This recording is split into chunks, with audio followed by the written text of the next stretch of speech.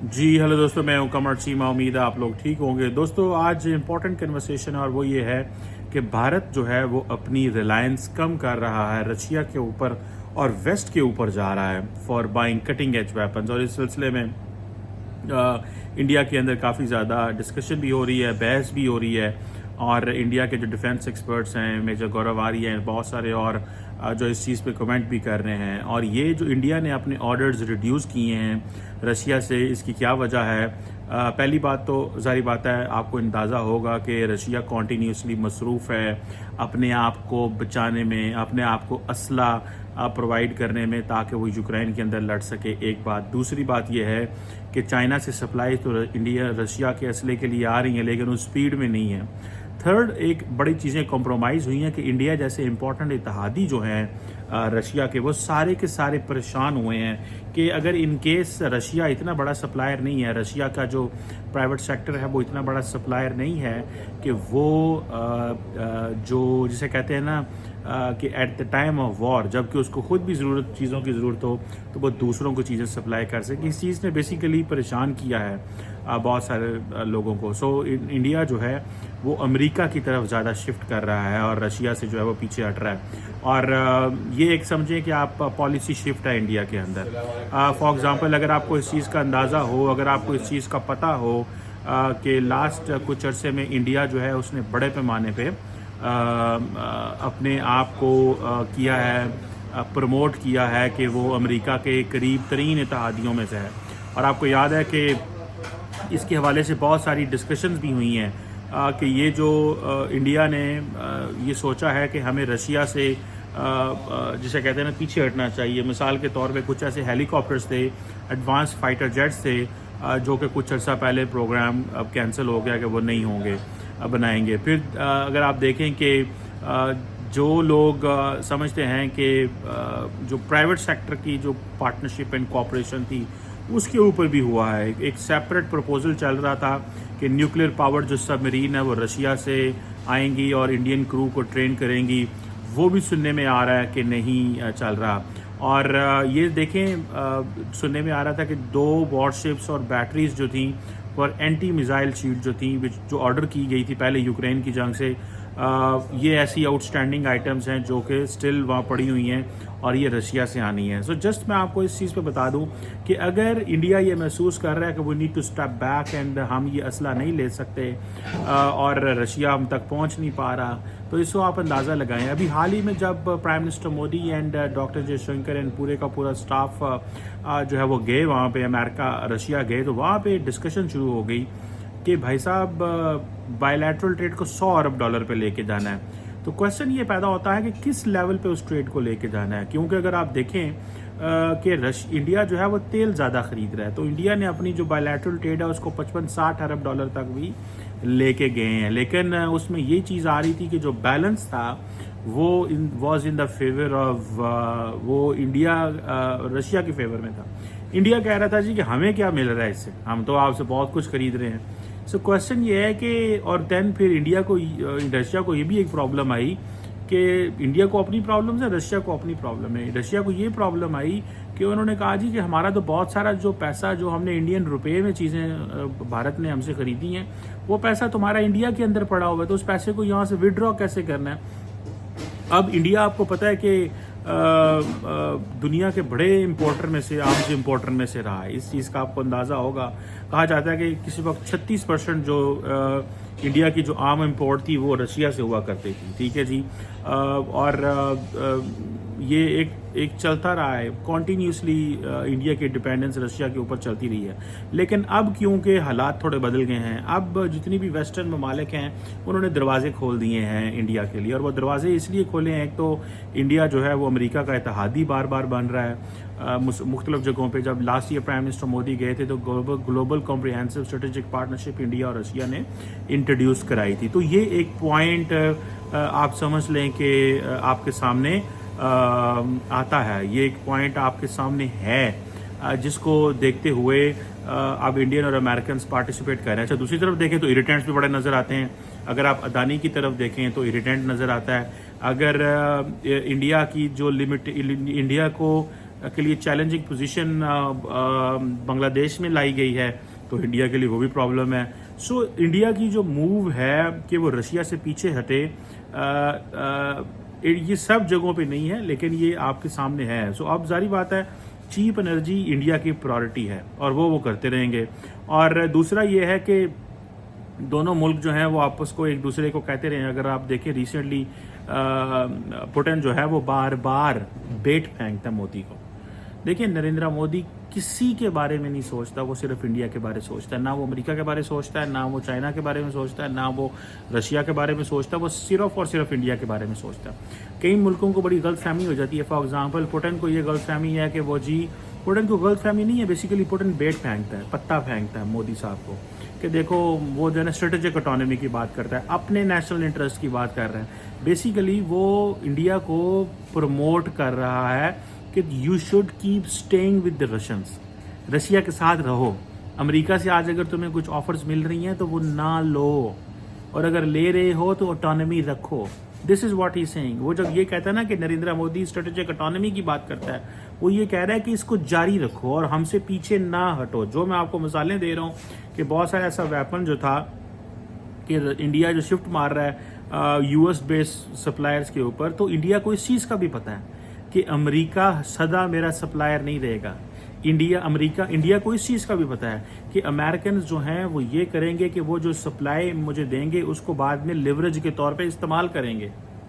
वो तो रशियंस भी कर सकते हैं। सो इंडिया लेकिन ये चाहता है कि जैसे तैसे जो भी हो जाए, वो जो रशिया से मिलता था उस वक्त ले लो, जो अमेरिका से मिलता है वो ले लो, रुको मत। ये एक चीज जो है वो है। अगर हमने ये फैसला कर लिया कि जी ठीक है भाई, रशिया से भी तो पैसे की चीजें खरीदी, अमेरिका से भी तो पैसे की खरीदी, लेकिन कुछ अपने आप को वो जिसे कहते हैं ना, चाइना को आउट मैनूवर करने के लिए जरूरी है, अपनी फोर्सेस को कॉन्फिडेंस देने के लिए जरूरी है। देन आप जब किसी बड़े क्लब का हिस्सा होते हैं, जैसे फॉर एग्जांपल अभी इंडिया बार बार कह रहा है I2U2 को रिवाइव करें, वो किसने करना है? अमेरिकन ने करना है, इंडिया ने तो नहीं करना। इंडिया यूएई तो ऑलरेडी बैठे हुए हैं, इसराइल भी बैठा हुआ वहां पे, वो अमेरिकन ने करना है, वो अमेरिकन ने वो। तो ये बेसिकली इंडिया की जो है ना वेस्ट की तरफ, फ्रांस भी उसमें आता है, अमेरिका भी उसमें आता है।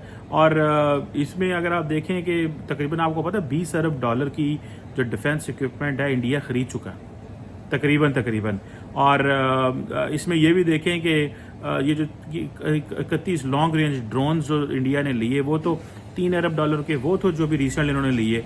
सो इंडिया की जो स्टेट ओन्ड हिंदुस्तान एरोनॉटिक्स है और जनरल इलेक्ट्रिक के आपस में जो एग्रीमेंट हुए, खैर उसमें वो जेट इंजन्स के वाले से बात चल रही थी, अमेरिकन उससे पीछे उठ गए। ये चीज़ें इंडियंस को परेशान करती हैं कि ये हमसे जो है वो पीछे हटते जा रहे हैं, तो हम इस पर क्या करें।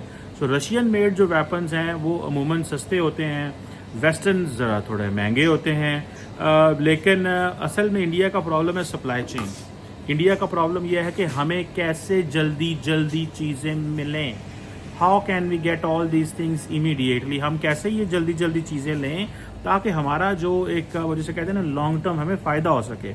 ये थोड़ा ही होगा कि over the period of time ये थोड़ा ही होगा कि वो कहेंगे कि हाँ जी हमें जिसे कहते हैं ना कि कोई फ्री में तो लंच नहीं देता।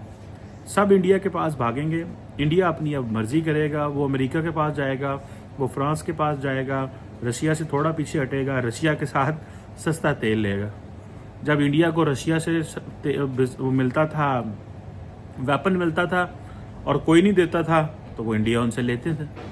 आज इंडिया समझता है कि नहीं, मुझे वेपन वहाँ से नहीं चाहिए, वेपन के लिए मेरी एक और मार्केट आ गई है, तो वो वहाँ चल पड़े। सो इंडियंस ने अपनी वो जिसे कहते हैं ना अपने नेशनल इंटरेस्ट को देखा है। मैं समझता हूँ कि ये जो नेशनल इंटरेस्ट है ये तब होता है जब एलीट कंप्रोमाइज ना हो। इंडिया की एलीट कंप्रोमाइज नहीं है, मानना पड़ेगा। इंडिया की जो एलीट है, पॉलिटिकल एलीट जो है, वो कंप्रोमाइज नहीं है, जिसकी वजह से उनको थोड़ा सा एक एडवांटेज है, अपर हैंड है, ठीक है, एक अपर हैंड है जो नज़र आता है। और जो इंडिया जो पिवट किया हुआ था मॉस्को के ऊपर, वो हिल गया है। देखें, इसको मैं थोड़ा सा अगर इस तरह बात करूं कि Americans have so much to offer कि they made Pakistan to move away from Chinese orbit a little bit. At the same time, Americans came up with so many choices for the Indians that the Indians moved away from the Russian orbit. दोनों जो हैं वो एक दूसरे के orbit से बाहर निकले हैं. ये एक चीज़ जो है, ये इस चीज़ को जहन में रखिएगा. ये Americans have that kind of वो जिसे कहते हैं ना कि उनके पास ये चीज़ें मौजूद हैं, वो ये कर सकते हैं.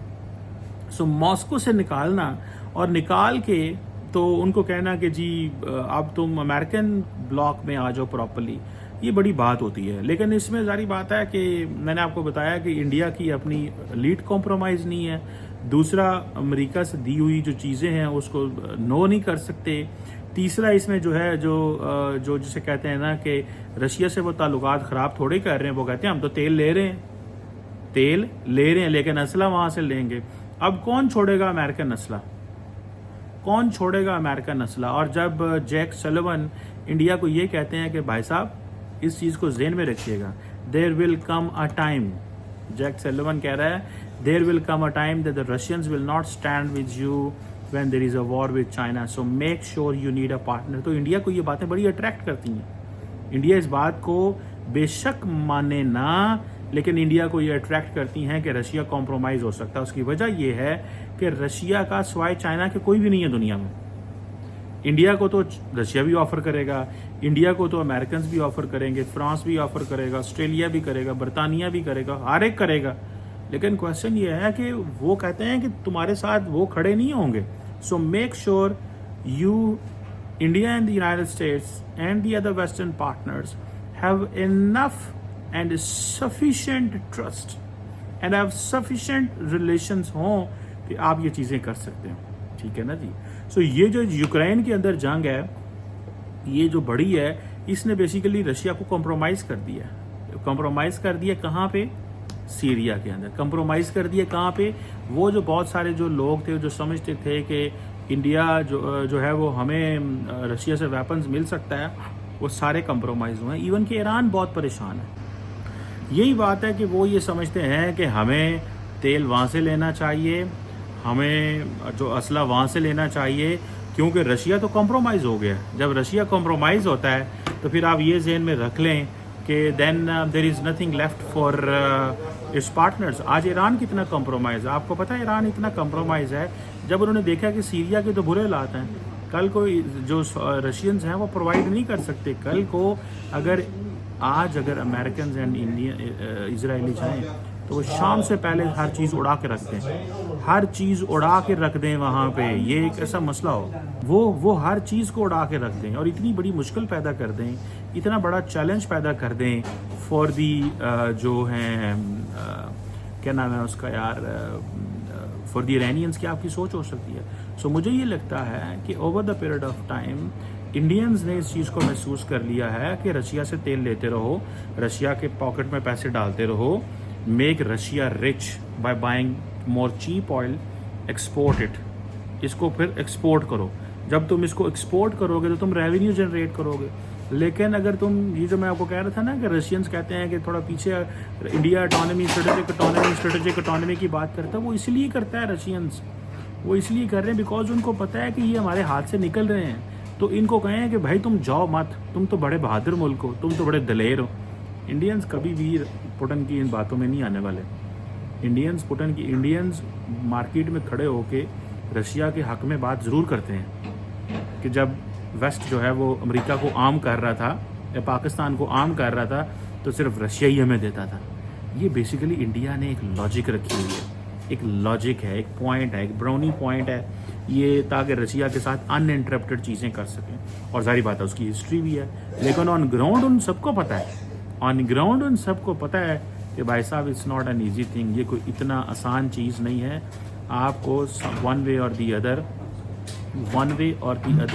इन दो चीज़ों को मेंटेन करना है. और वो दोनों चीज़ें यही हैं कि रशिया को दो पैसे और उनसे लो सस्ता तेल, और अमेरिका की तरफ कन्वर्ट कर जाओ, क्योंकि चाइना इतना बड़ा प्रॉब्लम है, चाइना इतनी बड़ी इशू है कि it's not going to be something easily इसको हैंडल नहीं किया जा सकता.